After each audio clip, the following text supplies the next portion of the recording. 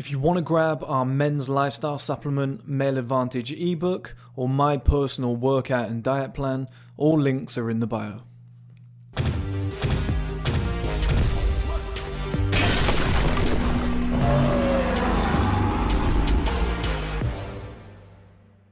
Okay guys, welcome back to another video. In this video we're going to be talking about life setup, which is probably, it might actually be the most important video I've ever made. I know I've said that a few times on this channel about certain videos, but I really think moving forward into the future and the modern world that we live in, life setup will become as important as anything else you do. Especially when you align that with social media and online duality and other things that tie together, okay? Now, I think the most important thing that we can do in this video is because if I talk about life setup, it sounds like a very blasé term. It's quite hard to wrap your head around and understand the concept of it, and to understand that it's an art form. It's a skill. It's a very deliberate action that you're going to take in multiple areas of life, okay? And within this video, I'm going to be targeting attracting women, but to begin with, I'm gonna outline multiple factors, because I think the best way to explain this is to use multiple examples. But in the beginning, I think it's good that if I explain to you that this isn't just for attracting women, okay? This is something that you can do across multiple fields. Now, in order to understand life setup, let's use business, okay? Why did so many tech companies move to Silicon Valley when the dot-com bubble kind of boomed? Well, it's obvious, right? That's where the talent was. It was the hotspot. That's where everybody was. If you're into crypto right now and you're not looking at Miami as a potential place to move to, well, that's poor life setup.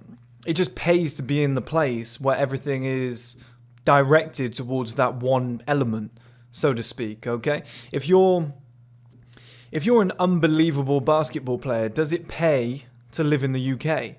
It probably doesn't. It probably pays to say, okay, I need to go and get a scholarship to a US university, college, whatever.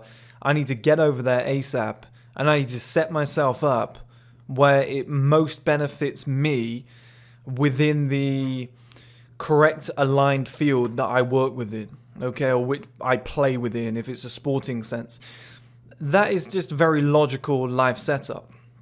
I've often told you guys, when it comes to business, starting a business, if you're going to start a business, do not start like a cupcake business and expect to be a multi-millionaire. This is what people do. And then they suffer from economies of scale. Personal training is very similar, okay? I used to be a personal trainer. I like personal training. I think it's a great career to get you started in life. But there has to be an elevation plan at some point. There has to be that extension program, if you would, where you say, okay, this was all a means to an end to go up to stage 2. I'm running a YouTube channel with multiple factors included, including supplements, etc. There's a website involved, there's other social channels, there's clothing coming, skincare, etc. But it's all a means to an end. It started as an original blog, it moved into more of a YouTube channel, eventually it will be a streaming platform.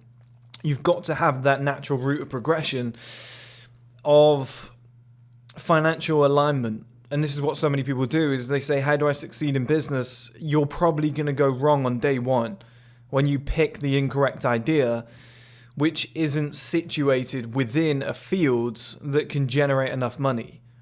Okay, if you're growing up in a small town with a population of 20,000 people, and you say, I'm going to open a nightclub, nightclubs earn loads of money, logical fallacy in some sense, because number one, yes, you are correct, nightclubs do generate a lot of money. Number two, the potential to make money is there. Number three, the populace will not help you along the way on this journey. You will have, out of those 20,000 people, maybe 10,000 that are either too old or too young to visit the club. You will then have, out of the remaining 10,000, a very small handful that want to go out, that have the money to be able to go to that place on that select night.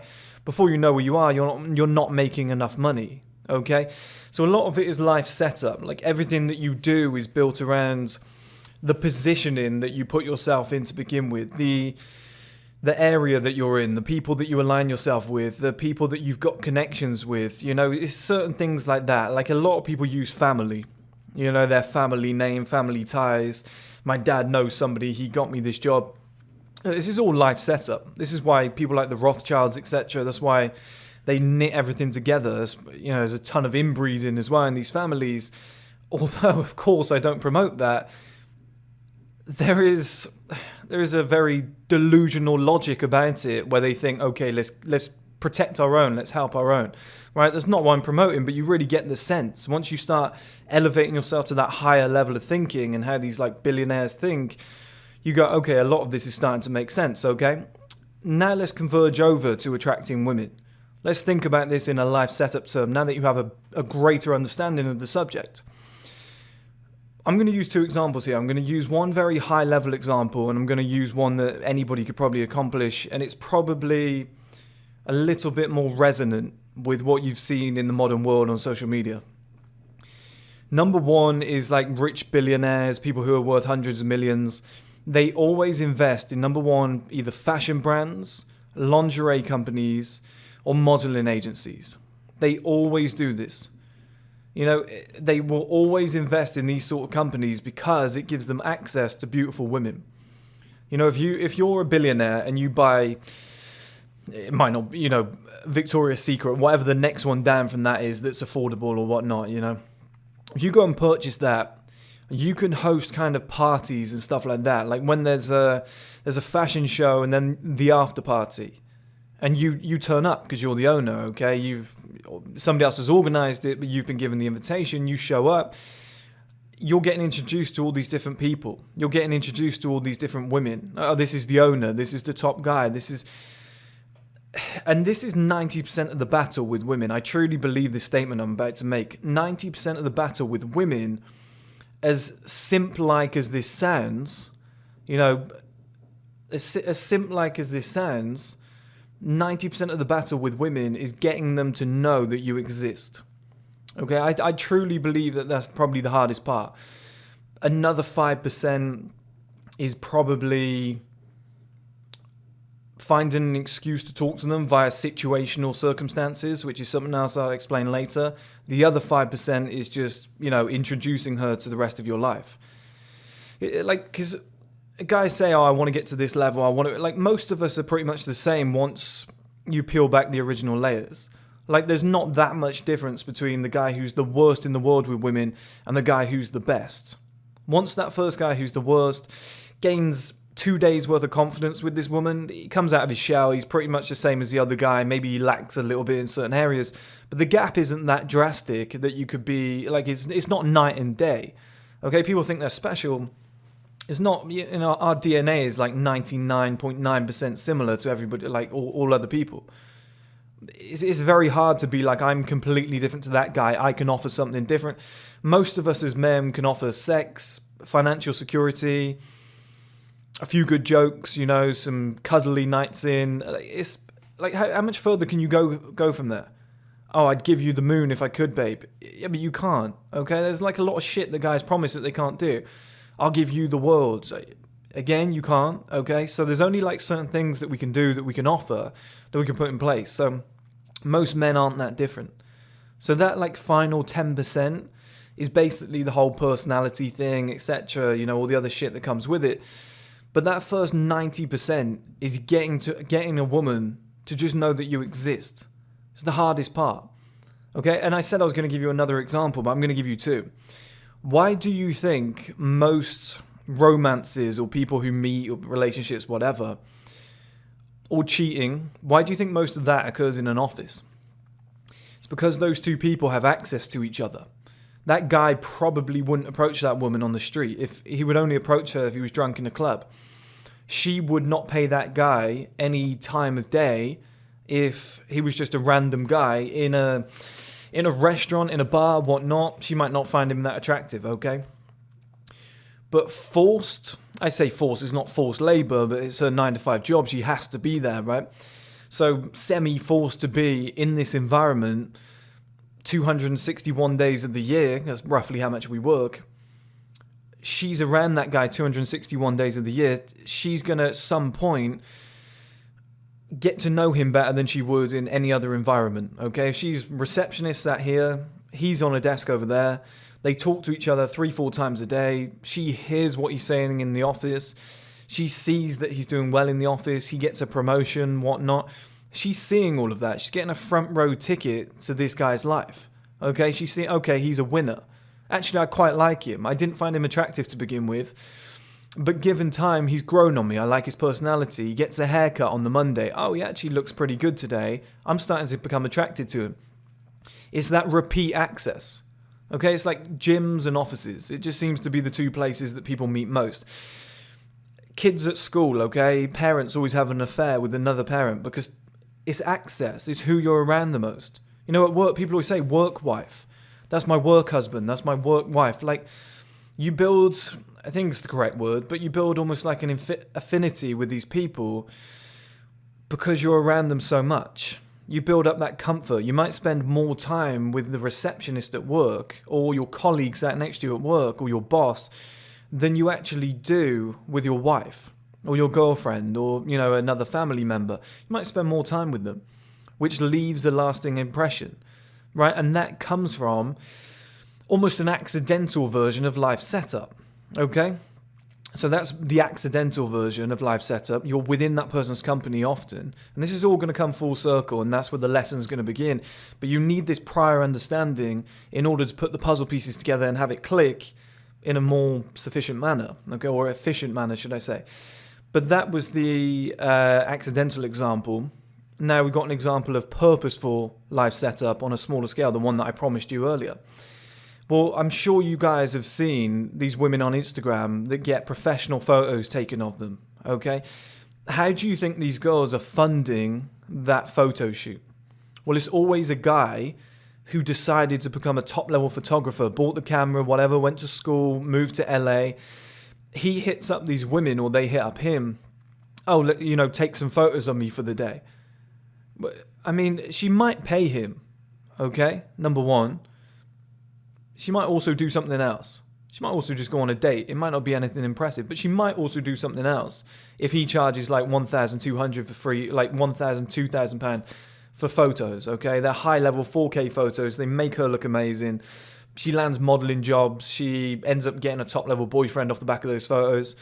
If you're putting women in LA above doing that, you know, you're probably way off because they will. And it's not just LA. Women around the world would do that. They would sleep with a guy to get high-level photos, to use for a portfolio, to get a modeling career or an acting career, etc. Or in order to get noticed by a top-level guy or a top-level social media page that would then share her photos to increase, you know, her following, and you know, it would domino effect from there, right? But the guy, he purposely selected that career because he knows that that's an option. He could have gone into wildlife photography. He could have gone into furniture, feng shui, you know, nature, whatever. The reason he's gone into photography with beautiful females, or just women in general, but it seems to be beautiful females. There's a lot of guys out there doing this, especially on Instagram, if you take a little look. Well, the reason they're doing that is to get access to these women. I said to you at the start, I'll explain situational. Situational attraction is your best friend. Not every guy is Travel Bum. Travel Bum's a fucking genius. He's a god. He's one of the best pickup artists I've ever seen in my life. Not every guy wants to do that for multiple reasons. It could be, on the one hand, you don't have the confidence, you don't truly believe in yourself yet. Or it could be my kind of viewpoint on the other side. I don't like that demographic. I've heard Dan Bilzerian talk about this a few times as well. I don't like approaching a woman because then immediately that, not a full-blown relationship, but that individual simplistic relationship, however it may evolve, then begins with her being on the pedestal. I approached her. I approached her first. You know, I wanted her. I chased her. That might swing round during a relationship, during the simplistic relationship, like I said, during just the nature of the steps of how it goes. It could just be casual sex. The tables may turn, but it's very likely that she's going to believe she's above you. I don't like that dynamic. I love it when a woman notices me, comes up to me, messages me, or, like I said, it's an organic, situational approach. Now, the reason I explain the pickup thing is because I believe the situational approach that I deploy, which is more so the marathon mindset, which I've explained to you guys before, which is also on this channel, which you can watch, is it's a non-PUA alternative. So for the guys who don't like that option for either of the choices that I just gave you, whether it's mine or the other one, that is something that you can deploy, okay? More situational, where, perfect example, when I go to the gym, I do hip thrusts sometimes in order to build up my glutes. I think it's a fantastic exercise. I have this foam padding that I put on the bar so it doesn't dig into my hips. If you don't use it, it's torturous. It hurts a lot. Sometimes I'm in the gym, and I didn't buy this for this purpose, but this is almost an accidental one that I stumbled across that I now use purposely, if I'm being honest, as I always am, guys. And if I'm walking through the gym and I see a girl doing hip thrusts, okay, and she's using no padding, and that bar is digging into her hips, I'm like, I just unzip my bag, and I'm like, hey, just use that, right? Is there a benefit in it for me? Yes, and I'll explain in a second. But number two, it's my marathon mindset. I just like being a good person, not a nice guy, but just a decent person. This will benefit her. This, like, here we go, use this. Oh, are you sure? I'm like, yeah, it's fine. Like, it hurts like crazy. You can't lift the amount that you actually want to lift. Like, I love the gym. That would annoy me. Use that. And then I'm like, just bring it back to me whenever. That's the key, okay? Bring it back to me whenever. I go and fuck off and do whatever I want to do. I go and, work on whatever exercises I'm doing. I'm now in a situation where I've been nice to this woman. I've lent her something. It's obviously a nice gesture. She's now using that, but the entire time she's thinking, I've got to take it back to this guy. Okay, so once she's used it, she's somewhat reciprocation bias. She is somewhat in my debt.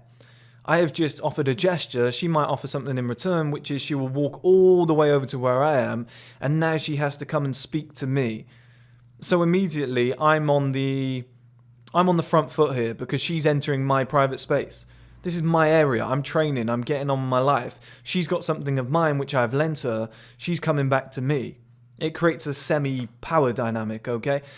No, it's not something I really do. It's just like I said, a minor example that I've used in the past that is just a great example to use here. And it gives her an excuse, or, it gives an excuse for her to have to come into my life. I'm trying to phrase this so it's a benefit to me rather than her. But she then has to approach me. She has to start a conversation with me. If I then say anything and spark up a conversation, because I've been nice and I've offered this thing, I've offered the gesture, as a reciprocation, she's very likely to respond. Right? It's just a very simple thing like that. And it all comes from just having that tool, that foam padding, which is a minor version of life setup. Okay? Now that you understand that on multiple scales, it was quite hard for me to navigate through. I'm glad we got through that. But I tried to navigate minute scales, smaller scales, medium, large, and like high level, top level. We can go through some examples, okay, guys? Now, the first thing in terms of life setup, I believe, is just gym and making yourself better looking. Now, for people who are new on this channel, that might sound insane. I've got multiple videos on here for looks maxing, leaning out your face, bulking first, cutting, going for another all this stuff. So it's worth going through the channel, watching all these things. I call it mini advantages. I just personally think if you're dressed well, you're handsome, you're in shape, and I'm not talking Henry Cavill level handsome, but you're well groomed, you look decent, you're going to get female attention. Now, why I believe this is wildly important is because I don't want to be sat there all day on Tinder going through my phone. I don't want to be sat there all day, or I don't want to be approaching women all day on the street and trying to use pickup and game and whatever. And, will this work? Well, this is. I don't need that. Too much mental stress. I've got shit to do here. I've got a lot of stuff that I'm fucking wrestling with right now, business-wise, that is 100% of my fucking focus. I don't need to be thinking about approaching women. Do I text her 2 days after? This is high school shit. I don't have the time for that. I don't want to waste mental strength on that. The better I look, the more it benefits my life in a business sense, okay? As a byproduct of that, I have better access to women, and it's very likely that they're going to approach me or come and talk to me, okay? Now, I'm not saying I'm some fucking stud, some Lothario who's going to get all the women. I'm far from saying that. You guys who know the channel know I wouldn't, go down that route. But it increases your chances. I think we can all agree on that even if your level is 5s and 6s, 5s and 6s are going to come to you. And then it makes it a lot easier, okay? Because what you're doing is you're making yourself rarer with each step up that ladder. Every time you get in the gym, every time you become better looking, every time you do orthotropics or submental exercises or keep yourself well groomed, which I can't speak about too much at the moment because I'm growing my beard out for, a longer term purpose. But every time you do something like that or get an early night, make yourself look good, wear new clothes, you're bumping yourself up that rarity ladder where you're singling yourself out as the outlier, so to speak. So when women come across you, they'll take notice. They'll want to get involved in your life. It might be as simple as being in the gym and they take their headphones out and you can spot that. It might be as simple as they walk past you on the street and as you're coming towards them, they stop and they pretend they got to use their phone or something. There's these subtle little cues that women do that if you pick up on, you can get a very, good success rate. At that moment, she might want you to approach her, which, goes against what I said, but you're not wasting a lot of time there because she's done that on purpose so that you would approach. And by you getting in shape and looking better has created that opportunity. Do you see what I mean, guys? That's a form of life setup that has made your life a lot easier in terms of, or by way of attracting women. I just keep watching the time. This camera will shut off. I'll have to restart it. The second one, some guy said to me the other day, it's going to be quite a long video actually. Some guy said to me the other day, and it's really encouraged me to make this video, but he said, hey, but Chris, if I'm a millionaire, and look, fantastic question, I'm so glad he asked it, but he said, if I'm a millionaire and I have all this shit, how am I supposed to let a woman know that? Am I supposed to run up to her and be like, hey, I'm a millionaire, I've accomplished this, I've got all this money, I've got a Lamborghini at home? Agreed. Fantastic. Now you're thinking like me. This is why I say external attraction is all we have. Internal attraction comes later down the line. You could be the funniest, most articulate man in the world. You don't have the time to be able to get that across. And also it comes across as weird. What are you going to do? Like I've used this example multiple times before, but are you going to run up to a woman that you like and be like, hey, my name's Chris, I'm 29 years old, I've accomplished this. Oh, in my past life, I got, not past life, but younger life, this happened to me and I got over it. And that means I'm strong and resilient, and I've really pushed forward in this area of my life. I'm doing this. Plus, she's going to be like, this guy's a fucking lunatic. Oh, do you want to hear my best joke? I've got 3, let's go. You're going to look like a psychopath, okay? So there's no way to possibly convince this woman to like you via things like personality, etc. And it stems from life setup. So I'm using millionaire because this is what this guy's quoted. But this is why it's so important to have things like nice assets. So when people say, oh, it's a materialistic world, I don't want women to just like me for my money, I don't want them to just like me for the things that I have. It's very beneficial to actually have these assets because that's how you display social value as such. If you show up in a nice car, it doesn't have to be like a Ferrari, Lamborghini, but if you show up in a nice car, it's cleaned, it's clean inside and outside. Well, it's going to have a much greater effect than if you showed up with something that had 2 alloys missing on the sides, was from 1998, and there's like smoke coming out the back, and it stalls every time you try and pull off. Like she's gonna perceive you on a different level, okay? That's another form of life setup. And we're still just delving into this. I'm gonna really break into the layers in a minute. But to answer that guy's question, and probably a lot of other guys out there, you don't necessarily have to get rich or get great assets and stuff like that in order to go up to people and then show off. It's almost the complete opposite. You just build a great life, and like they say, if you build it, they will come. Okay, and then that ties in with something that I'm going to link to later, which is online duality, which is probably a massive weapon in this modern era, and I think every guy should really delve into using that. But we link back to situational stuff, okay? So it's not like I'm going to show up in my Lamborghini, I'm going to drive up and down the road until I see a woman, and then she's going to find me attractive. It's just, I love my life. I'm getting on with my life. I've achieved some level of success. I've achieved some level of physical prowess, if you would, in the gym. I've improved my life in multiple areas. I'm just going to get on with my life. And what will happen, marathon mindset, is you will eventually come across multiple situations where you will see women. So it might be a receptionist. It might be a girl who's a personal trainer at your gym. It might be in a restaurant that you like, you've popped into 3 times in the last month, you keep seeing the same woman, okay? If you're people, here's the funny thing about this, okay? This will tie a lot together. A lot of guys say to me, isn't that a great way to end up in the friend zone? One thing to bear in mind before I complete this next paragraph or such is you do not end up in the friend zone if you're a high level guy. It's just women will always be there available for you. They're just waiting for you to give the go ahead, the green light, if you would. Okay, so you only end up in the friend zone if you were meant to be there to begin with. Okay, it's the friend zone is very much it's an excuse that women use to not offend you, and then they just become your friends because they're like, oh fuck, I hung around with him too much. That's all it is. If you're high level enough, you just do not end up in the friend zone. Okay, but with my marathon mindset, let's use the girl who's a personal trainer at the gym. It's very situational, okay, like I said. So you might see her, you find her attractive, just get on with your life. Do your gym session. She's nice seeing you, great, she thinks you're attractive. You go home, whatever. You come in the next day, same thing, next day, same thing. On the 4th day, she might want to grab a plate that you're using. So she comes over, excuse, can I borrow this? Yeah, of course you can, go ahead.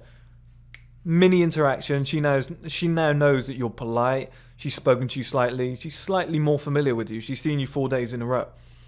The next day you come in, she's at the front desk. You smile, you say morning, you move on. Okay? Now you're building up this kind of familiarity with one another. You've spoken semi-twice. It almost creates a bridge, let's say a justifiable bridge for sparking up a conversation in which she would then think was justifiably appropriate. That's probably the correct term to use here. Because if you go up to a woman in the street and you're like, hey, what's your name? Can I take you out for a date? It's a struggle. It really is. It's always a struggle. It doesn't matter how good looking you are or whatever. It's always a struggle. Defenses are up. I've got to test this guy, whatnot. After a certain period of time, i.e. working in an office together, it becomes very easy. You know, it becomes very easy because that woman's around you all the time. She's built up that attraction, sometimes without you even knowing. You've done something at work, she's found it wildly attractive. You've worn something, she, again, finds it wildly attractive. You haven't known that. She then kind of emits a certain energy or aura towards you, and you start getting that vibe. Oh, I think she likes me. I think she wants to fuck me. It's very easy to get, you go for lunch, she's like, I want to come with you. I'll go with you. Like, you start thinking, oh, okay, something's happening here. Well, it's the same with that marathon mindset, is eventually you can feel it. Like she goes out of her way to say morning to you. As she sees you and she comes over, she starts having a chat with you. And if you've been a decent person up to now, if you've been, like I said, polite, normal, she just thinks, oh, decent guy, whatnot. Your actions have spoken for yourself around the gym. You look good, you work hard, whatnot. Like, these sort of things, they pay off because it builds up the character. Like, she's now learning more about you. She's seeing you all the time, right? And that shit eventually pays off. And you put yourself in a scenario where when the correct situation ties into your life setup, bang, there's the trigger. Let me use a great example, okay? Your car is parked in the gym car park. You've been semi-talking to this girl for like 2 weeks, okay? 3 weeks at the gym. You've gotten to know each other a little bit. You've had short 1 minute, 2 minute conversations. The perfect time arises where you're both walking to your car at the same point. Or she's out on her phone talking to her current boyfriend and having an argument. I know it's very specific, but these things happen. She's outside having an argument with her current boyfriend. You walk out, give her a little smile, whatever, hand raised, because she's on the phone, obviously you can't talk to her. You move on, you take that on the chin. Guess what you're walking towards? You're walking towards your 60k car. And you look good. Guys, that's it. That's that life setup. That's all it takes sometimes. That's all it's going to fucking take. If you then went and got on your fucking bicycle and started cycling away, it's shit to say, but that attraction is going to diminish somewhat. If you then go and if you walk over to your nice fancy car, could be 25k, she could be 19, she's wildly impressed by that. Well, then suddenly, guys, that opens the door more than anything you'd ever imagine. Oh, I don't want women to like me for my car. It's just easier. It's like I said, it's many advantages. Why not? And you're not doing it to attract the woman. It's a life setup because it's a car that you like, but it just displays your kind of worth. That's what it is. It's what you got to get your head around that, guys. The majority of this world isn't just all loved up Disney fairy tale shit. A lot of it is what can benefit me the most. The selfish gene. How can how can I find somebody that's on a level that I need to benefit my life? We're all doing this all the time. Like men, we're beauty seekers. We're beauty diggers. We go after the most beautiful woman. If we find somebody more beautiful than our current girl, we do, we stray a little. We entertain the idea. We might masturbate over that girl. We might act on it. Who knows, right? Guys entertain that idea.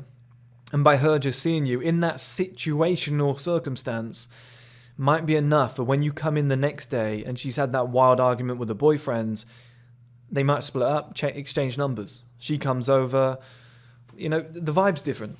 The vibe's different. I've had the opposite.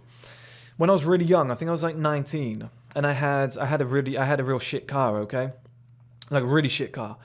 And I came out of this club, I was sober, I didn't drink back then, I was really focused on my football. And there was this like really attractive girl just kind of stood there in the cold. She was absolutely fucking freezing. And she was like looking around. It almost looked like she was looking for help. And I just walked over. I was like, do you want to have my coat? Right?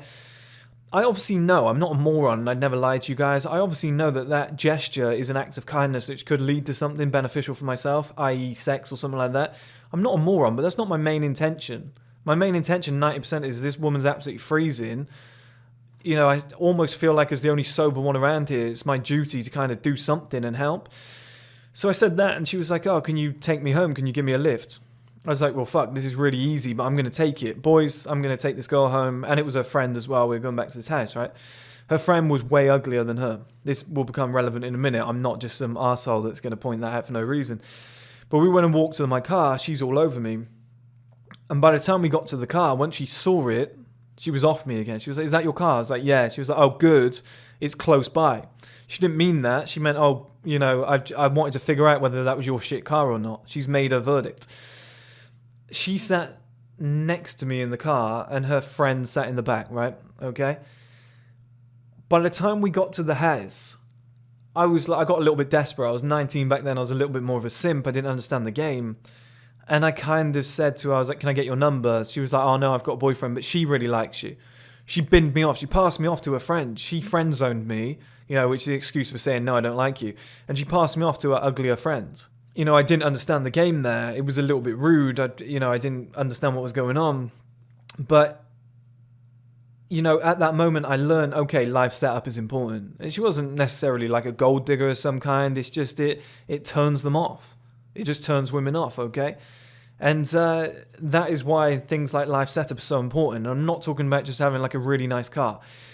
I'm not talking about just being rich and having nice assets. Like I said, like this is just the thinnest layer of what I can explain. And then I'm going to peel back the layers so that the understanding becomes better, okay? The next one is enjoyment and entertainment.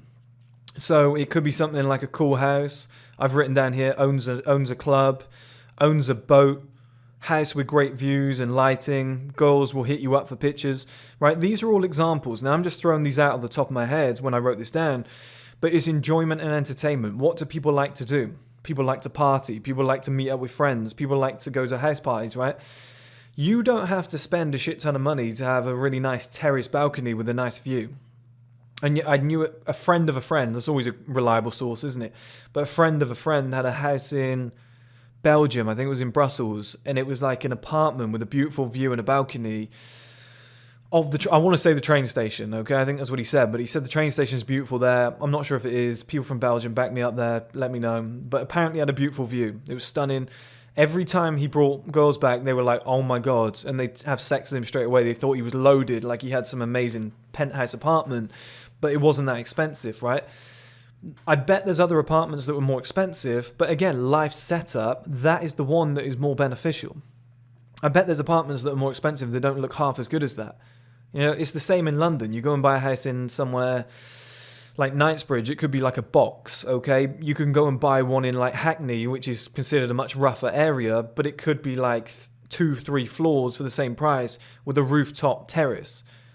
Okay, so now in that scenario, you invite friends round, they bring friends. Okay, you're in a scenario where you've now got 15 people at your house, 7 of which are women that have been invited. You don't know them. They get to know you. Whose house is this? Is this your house? Oh, this is really nice. How do you afford a nice place like this? It now gets your foot in the door. And that's come from life setup. And like I said, it's not necessarily, and I've been a big promoter of this, the minimalist lifestyle. I hate people who have got Well, I don't hate them, that's a bit extreme. But I dislike people or go against their verdicts who say, I want a house with 20 bedrooms. I want a mansion. I want that massive. You know, on Cribs, when it used to be like, this house has got 42 bedrooms and 18 bathrooms. I used to be like, you only need probably 2 of those maximum, you know, to live properly and have guests come around and whatnot. Sometimes it's more beneficial to pick the place that has the best facilities, if you would. You know, I explained in another video that Dan Bilzerian said his dad was very rich and had the house, but he didn't have the toys. Dan would rather have a house that was maybe less expensive than his dad's. I know he maybe hasn't gone down that route, but he would have a house that's less expensive, but has more fun, is in a much better location, is in the center of the city, rather than on the outskirts when there's just older women and, you know, newlyweds and whatnot who you know, naturally it's tougher to get access to these women. Okay, you want to be around single women in the heart of the city, close to some, you know, decent clubs or whatnot, not too close, obviously the noise. But if you're in an environment like that, then like it's just the probability is going to go up. You're going to be in a region where there's better looking women who are of the correct age. Like if you grow up somewhere where there's an aging population, you've probably slept with less women than somebody who's grown up in like New York, London, you know, somewhere where it's more youthful. Somewhere like Dubai, maybe, at the moment. Like if you live in Dubai and you're in your 20s, you probably slept with more than 20, 30 women, right? It'd probably be quite hard not to, with everything that's going on there at the moment, how crazy it is. If you've been on a lad's holiday, you've probably slept with more women than the average person, right? It's just, you're putting yourself in an environment where those things are on the cards. There's women there.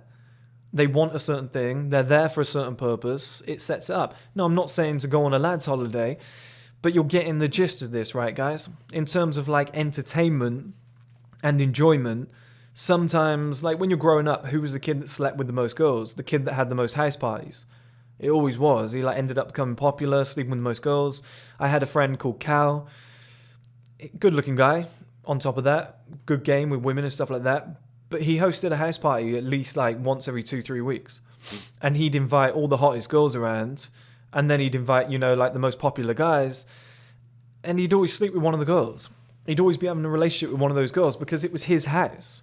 All that girl has to do is go, hey, Cal, have you got any wine? Yeah, it's downstairs. Come with me. You've got that girl alone for like 2-3 minutes, okay? Now you're talking to her. Now you're pouring out the glass of wine. There we go. And you're having a quick chat with her. Until somebody comes in that room and cock blocks you, you're making a great impression on that girl. Right? It's just little things like that. It's life setup. But then you go to an adult scale, which could still be a house party, but it's not your mum and dad's house. Now it's your house. Now it's you know, like I said, I said Hackney earlier. Somewhere like Hackney, £2,500 a month, you could probably get like a lower level penthouse, but with beautiful views of the city, and you can host a house party, right? You can invite friends round, and they can invite their friends. I'll bring whoever you want.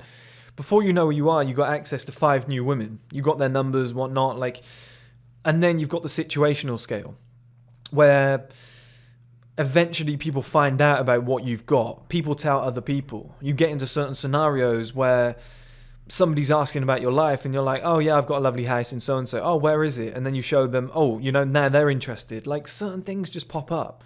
And it's just it's almost an aggregation of marginal gains kind of game where each point, as in like I'm using women as points here, but each point has like a connecting dot. So like, you have one party and that stems to like 5 different people, like 5 different women that you become friends with. They then bring their friends in the future, or you become friends with their friends. You know, there's a guy there that you got, you know, friendly with. He's a business owner. He owns his own fashion brand. He invites you to a party. Like all these little things then add up. And if you're a decent person and step by step, you're planting these seeds at all these different events you're going to, each party that you host, each friends that you're getting introduced to, you know, every time you're at your work office and you go to the, let's say it's a joint office where there's multiple companies in one area, every time you see somebody in like the kitchen, you have a good chat with them. What you're doing is you're planting all these seeds. You're kind of validating yourself because that's what these women want to do. You never forget, sex is more dangerous for women. Okay, they can get pregnant. There's a risk to it. They need to validate you first.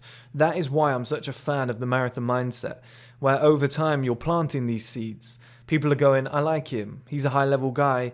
Or, prime example, right? I like him. He's polite. He's well mannered. He helped me with that thing. And then he moved on. He didn't want anything from it. Then they peel back the layers. Maybe they search for you online, which is where I get into online duality, okay? Or maybe they just hear about you from someone else, or they ask about you and somebody tells them something like, oh, have you seen his house? It's really nice. Oh, we went there. Do you see what I mean, guys? Like, all of it is connecting dots. And now I'm going to bridge over to, like I said, online duality, because I did just mention it, right? But online duality, we live in a world now where it's social first. Like, even in a business sense, people go on social channels before they go on the internet now to search for your company. When most people go on the internet, the first thing that they do is, straight away they go onto a social channel. Facebook, Instagram, TikTok, YouTube, whatever it might be. It used to be Google. They used to search the news, the weather, whatnot. It's now social channels first, and you can get everything you need from those channels. It's the same with dating. Like, I personally think TikTok, Instagram, platforms like this, they're more powerful dating websites than Tinder, Bumble, all these things that are actual dating websites dedicated to dating. The reason being, you can learn a lot more about somebody based on their profile. You know how employers will look at your LinkedIn profile? Well, women will look at your social profiles now a lot. This is why, like, I use Instagram for business purposes, okay? But at the same time, guys, I'm not a moron. I know that when I post a video of me with my top off, doing fucking pec deck and squeezing in, women are going to like it. Women are going to find that. Some of them are going to jump in your DMs. Some of them are just going to drop a hey. Some of them are going to drop a like and hope that you notice them and message them first. That's what they're doing. They're fishing. They haven't got the confidence to make the first move. This has happened to me multiple times in the last year, okay? And it's not showing off. You're just getting on with your life and doing your normal thing, but you're putting it out to the world. And we've almost got to a point now in terms of life setup where online duality, like your online presence, is as important, if not more important, than who you are in real life. Now, it doesn't mean fake it, but what I'm saying is if you do accomplish something, people need to know. Now, let's revert back to the point the guy said earlier. If I'm a millionaire, how does anybody know? A very efficient way to do it now is on social media. And I don't know how you feel about that. I'm not buzzing about that idea at all. I've adopted it a little bit more. But I think this is a component of the Darwinian male concept that I explained to you guys before, is in my ebook, etc. as well, where the Darwinian male concept is what used to be praised is now expected. A guy having a car 10, 15 years ago was amazing. Now it's like, you don't have a car? What's wrong with you? A guy having a six-pack 20 years ago was unheard of. Now it's like, come on, get in shape. What's the matter with you? Right? And I'm not saying all women like six-packs. There's just some quick examples that I could use off the top of my head, okay, guys? So don't jump at me in the comments there. But it's the same concept, okay? How does anybody know that I'm a millionaire? Well, how does anybody know that you're in shape? How does anybody know that you've got your own business? How does anybody know what your personality's like? How do women know that I'm articulate? Well, I post a video on my socials. And then I've had this real story. I've had girls jump in the DMs and be like, you're really good at talking. I watched one of your full videos the other day. I can't believe how confident you are on camera. That's got nothing to do with money, right? It might, there might be something in the back of her brain which I've validated this guy because I believe he's successful enough. He's in shape enough, blah, blah, blah. But then the one thing that she finds impressive is, God, I like the way he speaks. He's very articulate. That was like a 40, 50-minute video. The guy didn't stop once, and I was engaged. That's somebody I can have a deep conversation with. He's way more intelligent than I first thought he was. I'm not blowing my own trumpet there. We could be talking about anybody. I'm just using that as an example, okay?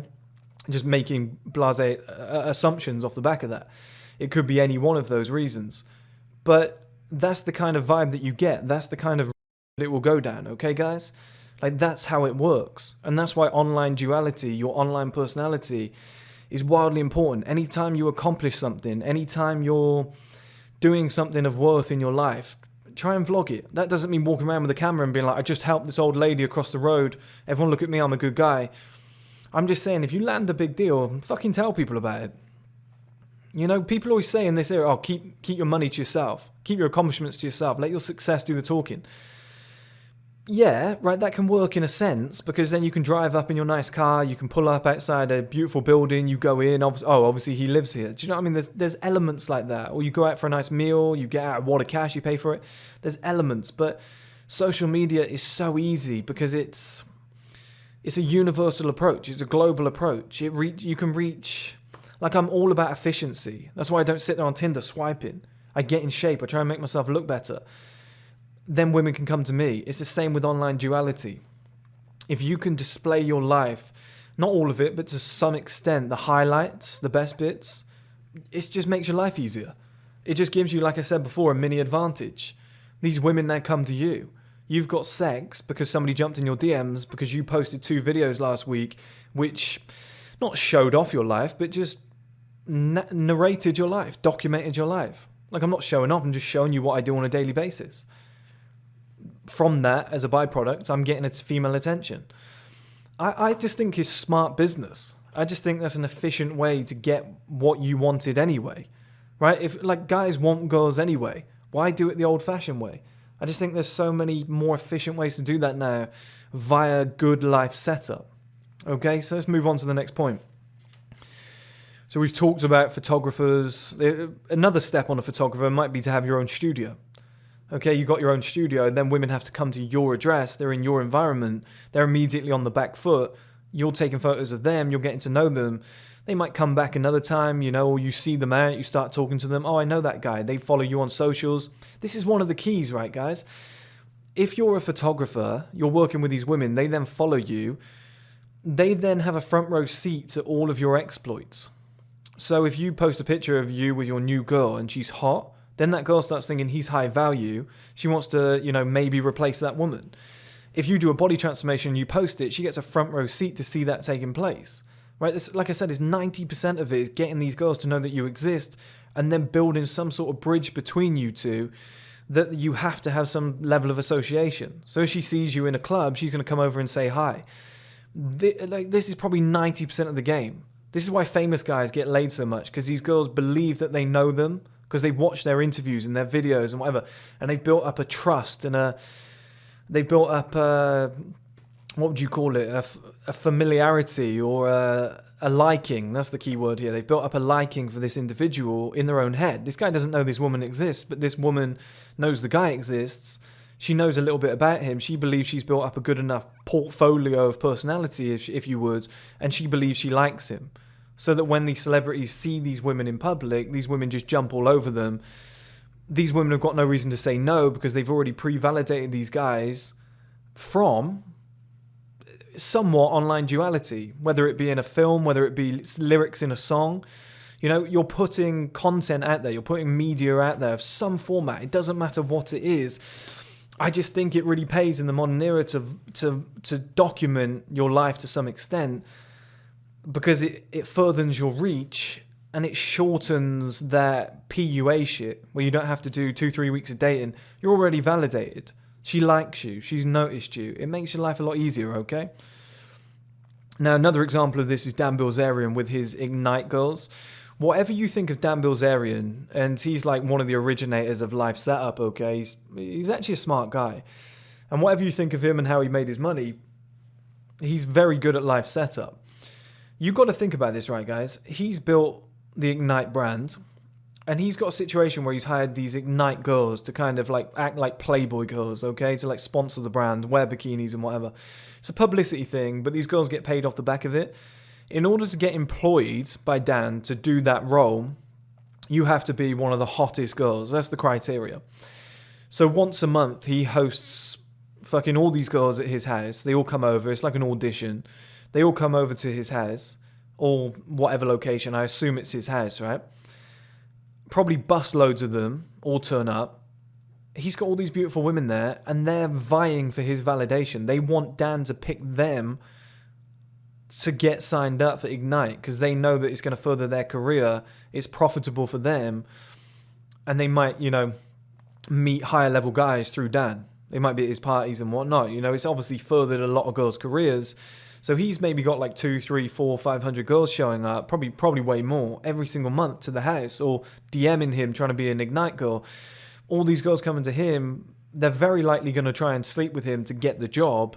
Without that sleazy aspect being in there, he's going to be talking to these girls. He's going to be showing them around the house. Like, all of them are going to be interested, right? Or at least a vast majority of them are going to be interested. And he's got his pick of the hottest ones. And if he wants to sleep with one, he could probably just be like, okay, you, and you, now work for Ignite.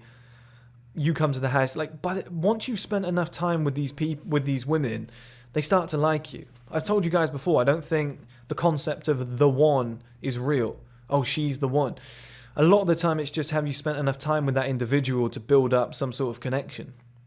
And that's why I say 90% of getting these women is just knowing that you exist. Because once they know you exist, and once you're a part of their life, whether it's the tiniest part ever, which it could just be saying hello to each other in the morning, oh, I kind of know this guy, that alone is a major step to moving forwards.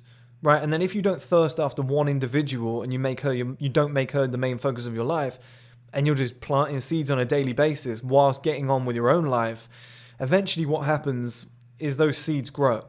And you're just harvesting crop after crop after crop on a daily basis. It becomes very easy. She likes you, she likes you, she likes you, she likes you, she likes you, she's chasing you, she likes you. And it's all come about from conversations that you had with these girls 2 years ago. You did, like, the amount of girls I've had in my life where her friend will be like, oh, she really likes you. I'm like, fuck. Like, we've been friends for like 6 months. I had no idea. We've been friends for a year, 2 years. I had no idea. Oh, she's liked you for ages. She's just too scared to tell you. I had no idea. You kind of do. But that's there as an option. Anytime you want to just pluck that out and use that. And then because she likes you, her friend now likes you, or she thinks you're hot, which means that another friend of a friend, which is a bit more distant, hears about you, and now she likes you. Oh, loads of girls like this guy. He must be high value. It draws in more. It's like a catalyst effect. Once you do it once with the life setup, it builds this like honeycomb, if you would, and it all bonds together. Okay, guys. Now the next one could be something like a holiday home, and I personally think, or taking lots of holidays, I personally think this is one of the easiest forms of life setup. Okay, is like, let's say you earn $3,000 per month from your own business, nothing to write home about, nothing incredible, but you take holidays 6 times per year because you're free, you've got the time to do it. If you're posting about that, or people are hearing about that, and it's a rainy Monday, some hot girl's going to be sat there on a rainy Monday in an office getting hit on by all these guys, and she's going to be checking your profile. She's going to have a quick look, or she's going to hear about you. Oh, he's always on holiday. Who is this guy? How is he always on holiday? Why has he got such a good life? I want to be on holiday. I need a tan. All it takes is that, and you to ask her, well, come with me next time then. Yeah, sure. Like, it would be as simple as that. She'd have very few reasons to say no. Oh, what? Like, you've got your own holiday home, whatever. Doesn't have to be expensive. Could be like 150k. Some of these places, Spain, is cheap as fuck, right? But she knows she's got that booked. She's got that holiday. You know, you just cover the price of flights, or you pay if you want to be gangster about it. But you just cover the price of your flight. That's fine. Just come with me, and you go out there. You spend a week together. If you don't have sex after a week, you know something's gone wrong. Okay, you're spending all that time together. For the fact that she's going to come with you is a game changer. It could even be a holiday home within the same country, so that she feels a little bit more comfortable. And then obviously the costs aren't included because you've got a home, like a holiday home somewhere separate in the Cotswolds or something nice. You've posted some pictures and she messages you, I've always wanted to go there, looks beautiful. You know, or just looks beautiful. Yeah, it does. Come with me next time when you're free. Yeah, it's as easy as that, and it can set you up, okay? And I'm not saying to do these individual things, guys. I'm just saying that life setup comes in many formats. I've written many down. You might have your own ideas. That one might not appeal to you. That might not resonate with you. But once you build up that picture of how you can do this in multiple different ways, on different scales, in different mannerisms, it becomes very easy for you to then execute on that in your own life, okay? So just build up that picture and portfolio. This is why it's one of my most important videos. In short, it just really pays to have a cool life, okay? Like, if we're going to think about this on a real small scale, what did girls at 18 love? The UK is different to America, but at 18, any guys from the UK, what did you have to do to sleep with women? We all know the answer. All you had to do was have a car, right?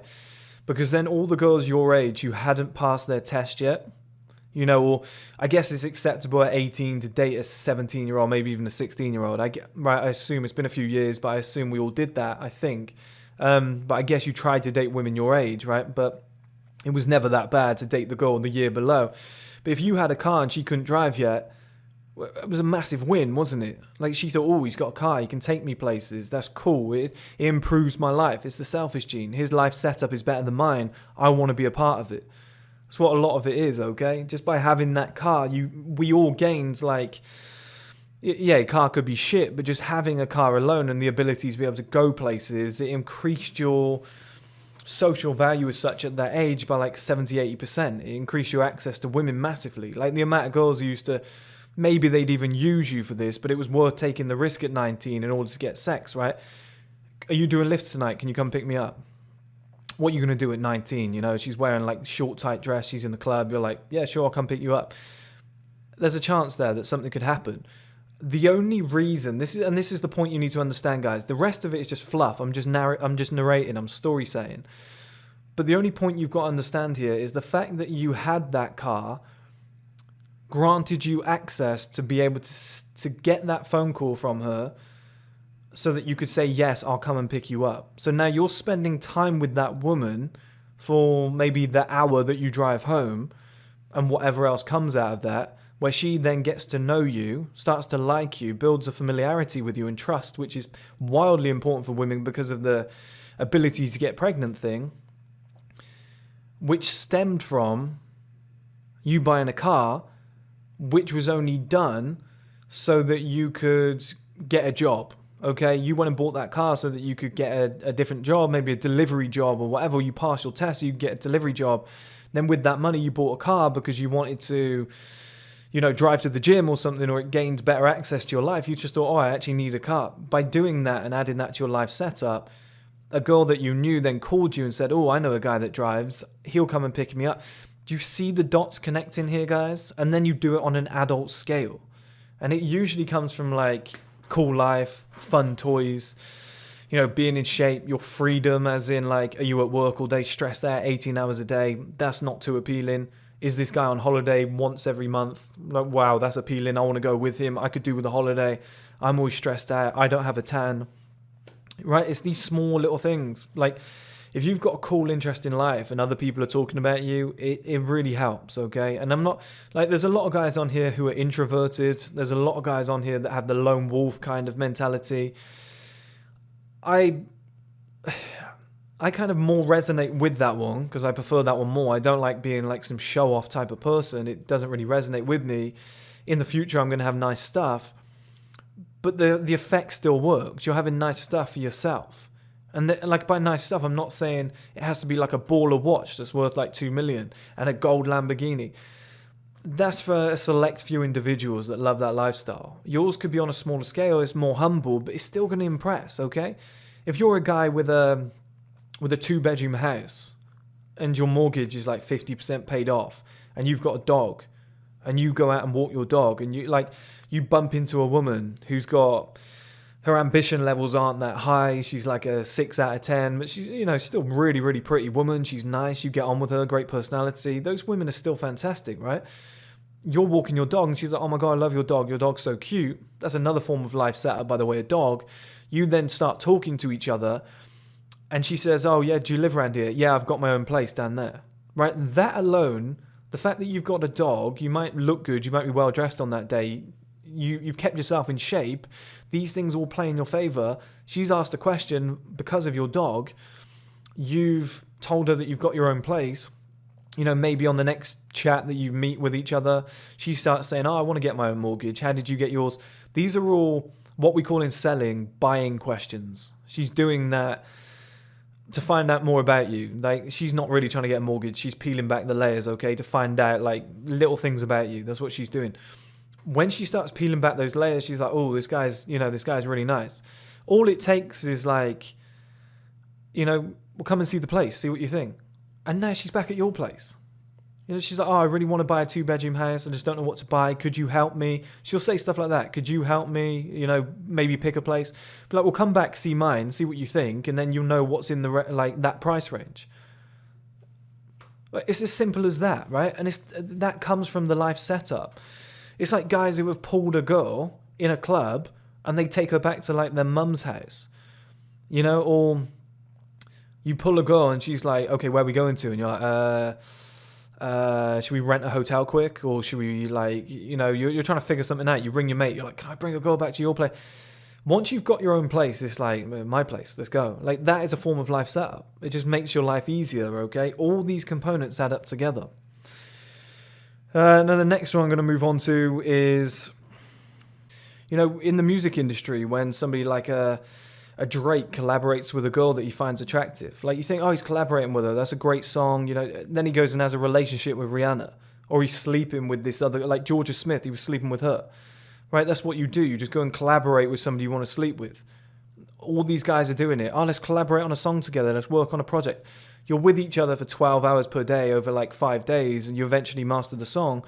Oh, let me take you out for dinner to celebrate. It leads to other things. Okay?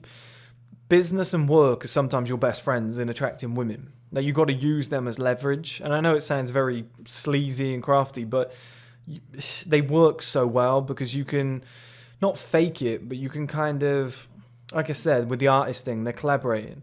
Like, how many relationships have happened from movie stars that have worked on a movie together? Brad Pitt and Angelina Jolie. They got together because of Mr. and Mrs. Smith. That film, right? This happens all the time. I think it was did Shia LaBeouf and Megan Fox get together when they did that film for a while? It's just like every fucking time two people spend time together on a project and they collaborate, they get together. That's due to life setup. That person has to be within your company. They get to know you. Oh, he's actually really nice. I'm starting to find him handsome. Like, it's the same thing that I spoke about earlier. Okay? And that's why, and I'll repeat it again, 90% of attracting women is just getting them to know that you exist, and then finding a reason for them to have to somewhat be in your life, or for you two to have to spend some level of time together. It just makes everything fucking easier. And if you can do that via situational circumstances, so it's organic, not forced, like, hey, do you want to go on a date? Her first question is like, why? Like, why do you want to date me? What's your purpose? Like, defenses are up. But when it's situational, like, we're going to have to be, oh, you go into the same place I am. Let's say there was a girl when I was younger. We went to the same college. I had to drive past her house to get to college. She was really attractive. I was like, do you want to lift? Done. Situational. Her defenses are down because she's like, well, yeah, it makes sense. Now we're getting to know each other. We're in the car each day talking. And everyone's like, how'd you pull that off? She's like the hottest girl. It was just situational. It was just smart. I just saw the route. Oh, I'll pick you up. I'll take you there. I'll drop you off. It's the same. I'm not wasting any more money. I'm paying the same amount of fuel. I just saw an opportunity and went, hey, it makes sense, doesn't it? What's she going to say? No, I'd rather catch the bus. Like, yeah, life setup. It worked in my favor, okay, guys? There's so many areas like this that you can use. You look at the guy from Gymshark as well, and gyms are something I want to do this with. I want to build my own gyms I want to build like one exclusive gym for just celebrities, personalities, just blue tick people basically. Charge like a £500,000 per month membership, and it's exclusive. It's got its own security, underground parking so that paparazzi can't get you, and it's just for like fucking superstars and celebrities, sports athletes, whatever. It's got the best facilities so that I can meet these people. They've got to contact me to get a membership, so I can build up these relationships. I can use them for the streaming platform by saying, hey, do you want to feature in this role? Can I get you in here? Can we collaborate on this project? Should we do like a video? Should we do some marketing? Have you ever thought about acting? You're meeting these actors and you start talking about potential projects and stuff. And also you're going to meet beautiful women doing that. I've always thought it was a great idea just to build that exclusive gym and then just market it to all the celebrities. Just build one in like LA, one in New York, one in London or something like that. I just think that would work really, really well. But it's the same as like Ben Francis from Gymshark. Every girl that he dates is a fitness girl that has worked for Gymshark, or who's done a photo shoot, or is modeled for them. He dates them. Right? He's even said before he's got a condition. I can't remember what it is. Might be autism. I can't remember. Might be a mild form of it. But he said he's not confident in talking to women. He's very socially awkward. Well, his business has given him that opportunity to then speak to these women that usually would be well out of his comfort zone and out of his league. But now that he's this billionaire owner of Gymshark, he's hiring them to do certain jobs. He's spending time with them. They get to know him. They start dating. Right? It's a common trait. I've used so many examples which have all led back to the same shit. This is what life setup's all about, guys, okay? Like I said, why do people always meet in offices, the hottest girl, I wrote down earlier, the hottest girls aren't on Tinder. right? These hot girls don't need to be. Like, guys are on these dating apps, I'm thinking they're going to find the one, meet some beautiful woman. Their beauty is their life setup. They just have to be out. As long as they're outside the house, life setup is working for them. That's how it works for these women. So they don't need to be in these places that you are. That's why when guys go on Tinder, they're like, all I find is fat girls or ugly girls liking me. Yeah, because the girls that you actually want, they're out in these places trying to meet these guys that have also put themselves in a good position for life setup. Works in the same way, okay? These girls are spotting these guys. These guys that are hosting events and stuff like that, or parties and whatever, and they're inviting these girls to these events. They know that there's going to be high-level men there. That's where they're spending their time, right? And it's something that I really want to do as well. It's like, with the streaming platform, I want to do first-man premieres for each movie, high-budget documentaries maybe, but more like movies and whatever, and series, and probably just the movies, like do premieres. And then at these premieres, you just have a guest list of like 1,000 people. And I'll be very fucking clever with my guest list. Like, let's not be stupid here, guys. I'm not going to invite some, like, 70-year-old movie reviewer. That might help for a couple of views, whatnot. I'm going to invite, like, a small portion, like 10% of the audience, just, like, girls with blue ticks. You know, beautiful women. You know, send one out to a modelling agency. Do you want to send 5 representatives? You know, here's 5 free tickets to a premiere. Oh, 5 of the beautiful women show up. You know, or one of them. It doesn't matter. You just got to put those fucking things out there, guys. That's literally what you got to do. And then, you know, it might even be a friend of a friend, or you invite somebody famous and they bring their friend who's super hot. Like, you just don't know what fucking comes of it, right? Or you're doing an interview and the girl who's interviewing you, who's the presenter, who works for a certain magazine, she turns out to be a fucking 9 out of 10. And she's like, wow, this is your company. You've started this. What a great event. You know, you end up getting her number. It's little things like that, like the GQ event. If you like look at the GQ event, it's just turned into a fashion show for women. That's all it is now. Women are there. It's probably been done by the shareholders as a way of life setup. Okay, a lot of this shit is just sneaky. A lot of these guys, like I said, own lingerie brands. They own something like an Ignite, like a Playboy, or they have shares in it, so they get invited to these parties. They then show up. They get to know these people. It's like, how do you think that these like top level women or these beautiful women always end up meeting, oh, this guy was the CEO of Snapchat and all that shit? It's like because they invited them to the party. They were at the same event. Like, they go to these events. Oh, we got an event tonight. It's at blah, blah, blah. It's a Victoria's Secret collaboration social media party. Like, something strange, right? It's a collaboration with Snapchat. We've organized that. I'm sure there's some guys at Snapchat that have organized like a Victoria's Secret promo or something like that, or collab, and they're just like, okay, I'm going to show up looking my best, looking the bollocks. 3 months out, I'm going to be doing intense gym work.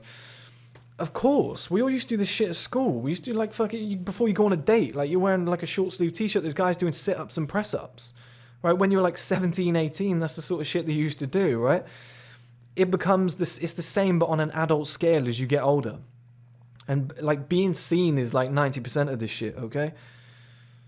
I've covered everything there, guys. I went through all of it, but I hope, like, my voice is fucked, okay? We're over an hour into this now.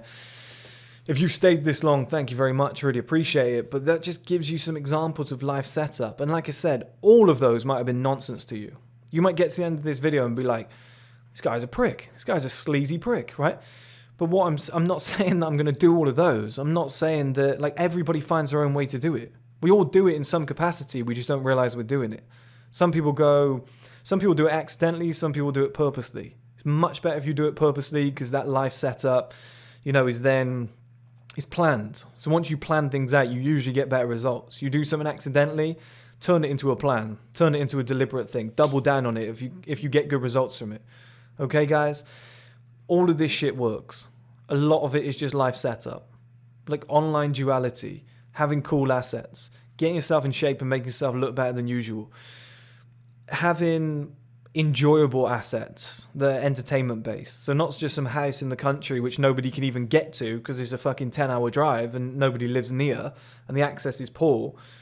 But like, if you have a penthouse in the middle of the city and it's got a massive terrace balcony where you can fit 25 people on, you know, and inside the house it's like an open indoor party type of thing. You can fit another 30 and you host a little party and people are inviting different people, whatnot. And there ends up being at least like 4 girls there that are over a 6. but you're probably going to be speaking to them at some point. Once they realize you own the property, if you then look good on top of that and you're dressed well suddenly you become, what is the most important thing in the book, an option. You become viable. You've been validated. That just gives you that access. That's 90% of it fucking done. The remaining 10 is just situational. You know, you just wait for the right moment to be like, actually, I'm doing that. If you want to come with me, I'll show you the ropes. That's all it takes. That's all it takes. No, another great example, I don't know why I just thought of this, but you know in 8 Mile, when, weird example, but Eminem's friend sleeps with Brittany Murphy because she wants to start her music career. She's trying to record, she's a singer. And he's like, hey, I got access to the studio time, come with me. You know, I do a little bit of, I think he was doing producing or something, like he knew his way around it. I'll do all the producing for you while you sing. Let's work on something together. He found his angle. And now spend enough time together, she starts to like you, those emotions start to kick in. All it takes is you move a little bit closer to pick something up off the desk and you're within like 20 meters of one another, and then something happens. Like, we've all seen this, guys. We've all seen it like take off, where it's just like you go to grab something and you're very close to that individual. Like, you just don't know it. A lot of it's situational. Maybe that's a bit too movie-like, but the first bit is true. And just being in that region. And then it only takes one person to have the bollocks to be like, I really like you, actually. And then it sparks off. That's it. Right? And a lot of it, like I said, is just life setup. It's just giving yourself the most advantages, increasing your probability via the most avenues possible, and increasing your supply chain. Like, it's this, women is a sales funnel. Right? If your sales funnel is this big, if it's tiny and your opening is tiny, you've got to build your life setup so it becomes like that. And now you're filtering them through one by one, one by one, one by one.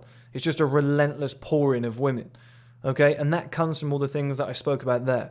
And that's like a non-PUA alternative that I believe a lot more men will get more benefit from. Is something that I do.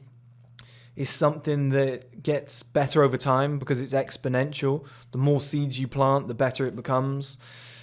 The better you become as a man, the better your life becomes. So, you know, it's more of a main focus of improving yourself, but then as a byproduct, you get more women. You know, and things get better off the back of that. And when you get more women, you get more women. It was in an Akon song ages ago. I think he said something about, I realized being with you is attracting more women. He said something along the lines of that. I can't remember the exact quote, but like being with you is attracting more attention from women. Right? That sort of thing kicks in too. I remember when I was young, I took 3 different girls to the same restaurant. I made a lot of mistakes when I was young. Or is that really a mistake? No, it's good fun. I took 3 different girls, and the girl behind the, what would you call it? The girl behind the bar, right? She noticed that. Like, every time I came in with someone new, she was like double taking and giving me like a weird look. By the 3rd one, she smiled and she like looked at the floor, like as to say, I want to know what this guy's all about. So I went in there the next day. I went and got her number. I took her out on a date. You know, sometimes being seen with women by other women is the greatest thing that you can do. Again, that's a form of life setup. So why do you think somebody like Dan Bilzerian keeps like 10 women around him all the time? It's an image that he's portraying so that it validates him for other women. Now, you don't have to do that. Not everyone has to walk around Hugh Hefner Playboy Mansion. But when I just give you examples like that, I then expect you to run with it. I then expect you to go, because I don't know your life. I don't know who you are. I don't know your, you know, kind of your brain type, your personality type. I don't know what you do for a living, how you could leverage that. But then go and grab like other areas of your life, connect the dots, put it together and go, yeah, that's a great avenue. Why have I not done that? Just use your advantages, guys. Some guys are tall, they use that. Some guys are born into money, they use that. Some guys are really intelligent, they use that. Just use what you have, okay, guys? Just use what you have as leverage. It's very easy. And worst case scenario, if you can't sleep with women, get rich, buy a strip club. If you want to grab our men's lifestyle supplement, Male Advantage ebook, or my personal workout and diet plan, all links are in the bio.